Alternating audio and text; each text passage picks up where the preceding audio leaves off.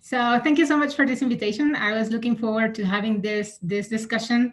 And first of all, I wanna say how much we all want a UN that is strong, that is powerful, that is really up to the challenges that we are seeing nowadays.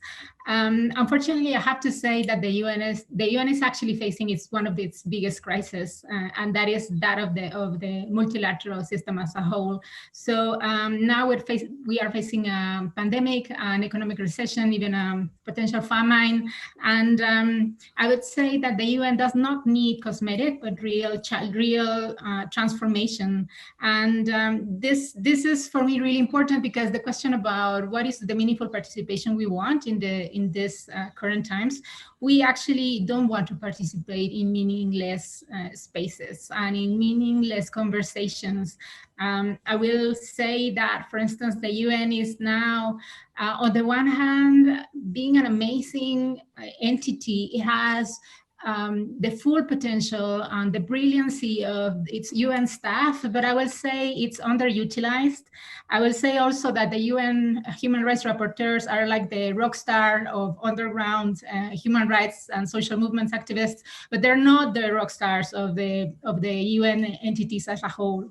The UN system is actually undermining and dismissing the recommendation of all of these very powerful human rights UN rapporteurs. Also, I want to say that all of this analysis comes because we feminists actually want to engage in meaningful global debate. Women are subsidizing the entire economy, and this is why we need the UN to steer the proper transformation we want. So I wanted to highlight what are the contradictions of the UN system, because this cannot be separated from the question about where do we want to participate. And actually, the UN is renouncing its potential to guide regulatory processes in, for instance, in economic reforms, like what is happening in the FFD process.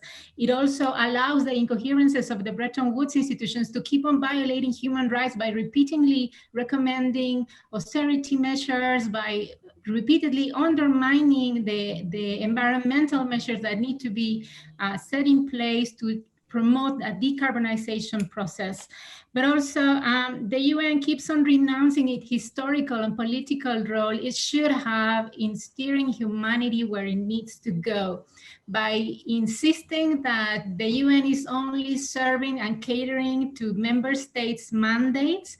It's actually becoming the most expensive catering system in the world, right? We don't want the UN to be only a catering service. We need a UN to stand up, to gain its full force, to guide as it used to do in the past, and to really gain its strength to steer the much needed transformation that the world needs. The UN is also is full of entities that are not used at this bigger potential. Even UNCTAD, for instance, is now under threat of being dismantled. And this is a challenge nowadays when we are facing so many problems that cannot be solved at national level, but really need to be addressed from a systemic point of view. And I will have to say that current negotiations are happening in Zoom, and that they're becoming more opaque with less civil society participation.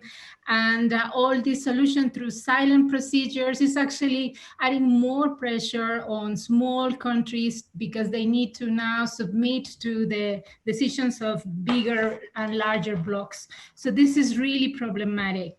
I will say, of course, the other side is not that the UN is not wanting to do its work. It's actually that the UN is underfunded. The member states are not fulfilling their funding commitments, but this leads to the other problem, that is the UN corporate capture. The UN is now turning into private alliances against all of the recommendations about the UN human rights rapporteurs, by warning against the private alliances responding to private interests, and therefore the UN agenda has been narrowing more and more.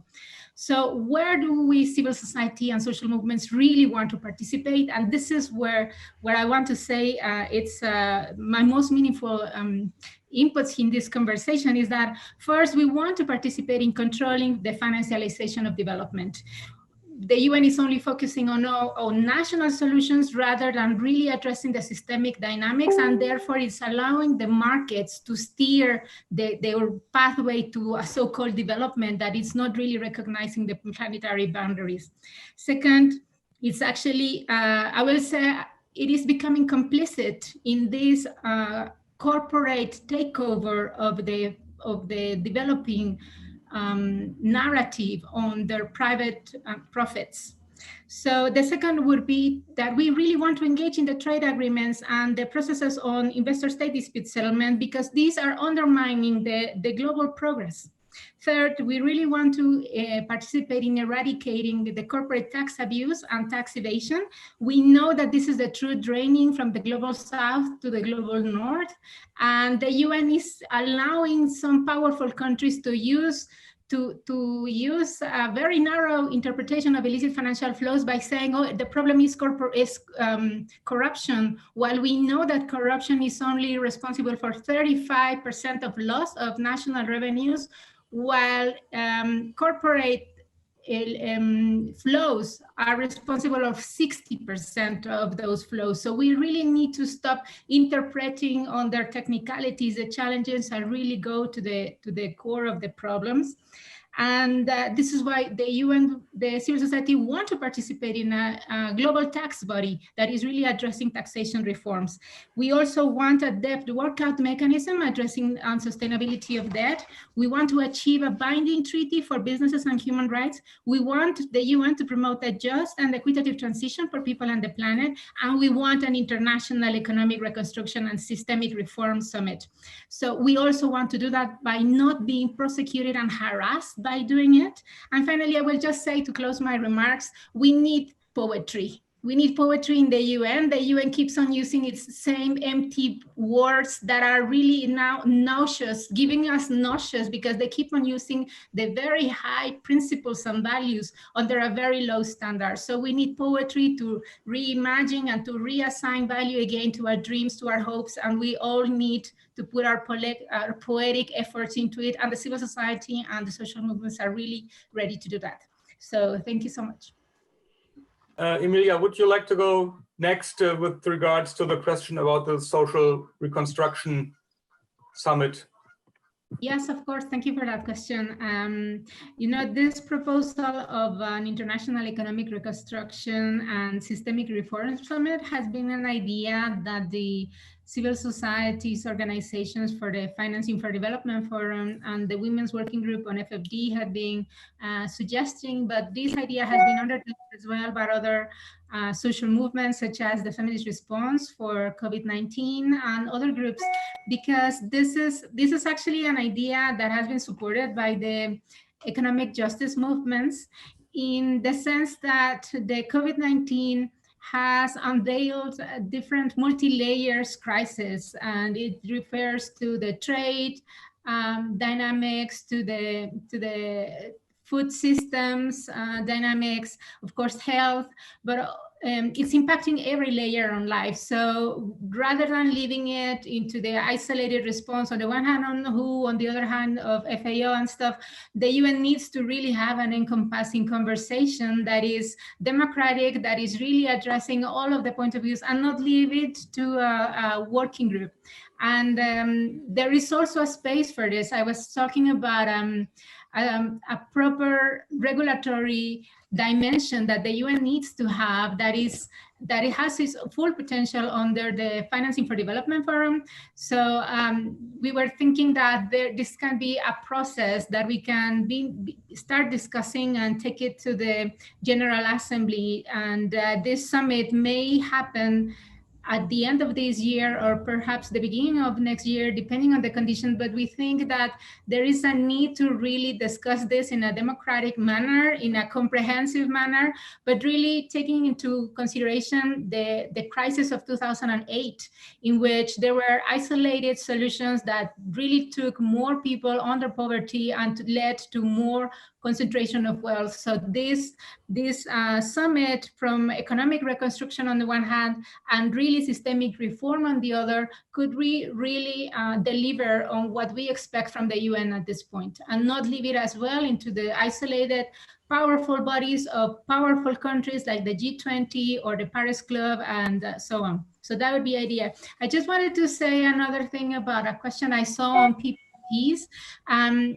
The UN rapporteur on poverty and human rights really highlighted very specifically that PPPs are actually under the element that really undermines most human rights and really increase poverty the most. So the UN really needs to start thinking about maybe an ex-ante social and environmental impacts of PPPs before promoting them and taking it to full scale as the backbone for development.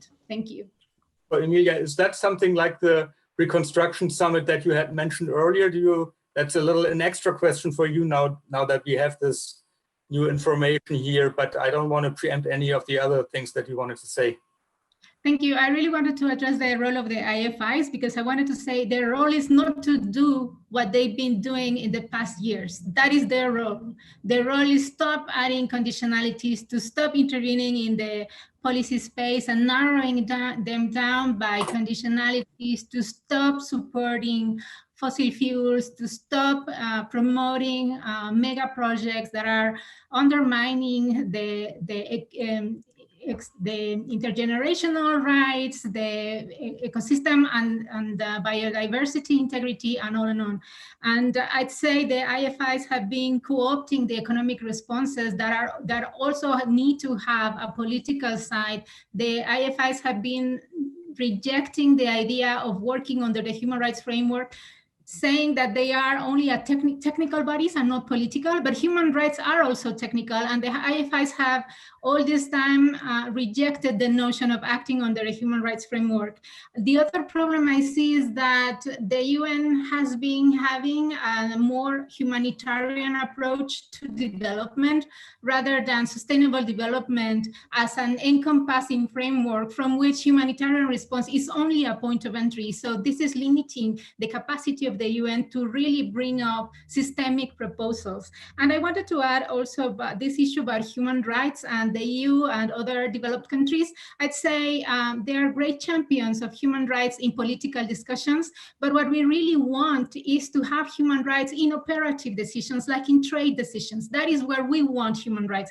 Nowadays, for instance, the discussion on intellectual property rights, on vaccines, on treatments, on technology for medical services and equipment is being actually undercut by the developed countries because of the legalistic approaches on intellectual property rights that are directly undermining human rights of humanity, and especially of those who have the least. But also we want human rights in the market approaches of Paris Agreement. We know is they're there. We wish they weren't, but we need them human rights to be agreed on those technical procedures. We also want to have debt restructuring with the private lenders. So there are many things that I really need to address on those points of entry that are not meant for a political declaration, but for actual and practical implications on the ground, especially nowadays. The intellectual property rights, for instance, is not only on health, but now with this huge discussion on the food systems, production, and the entire market and value chain. So we really need the developed countries to stop arguing one thing in political forums and then other things in the places that matter most, now that we are facing the biggest challenge that humanity has seen in the past 10 years. Thank you.